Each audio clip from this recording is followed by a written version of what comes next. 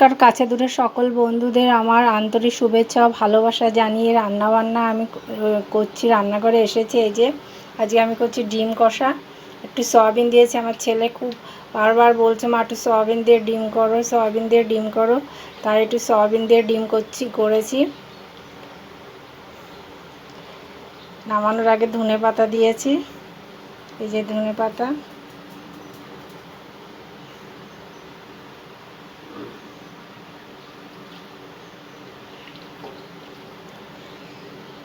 কেমন লাগছে আমার ডিম কষাটা? একটু মাখা মাখা করেছি। বেশি পাতলা ঝোল আবার খেতে ভালো লাগে না, ওই জন্য পাতলা ঝোল রাখিনি, মাখা মাখা করেছি। আলু, টমেটো, কাঁচা লঙ্কা, শুকনো লঙ্কা সব কিছু দিয়ে করেছি। আপনারা যেমন করেন তেমনি করেছি।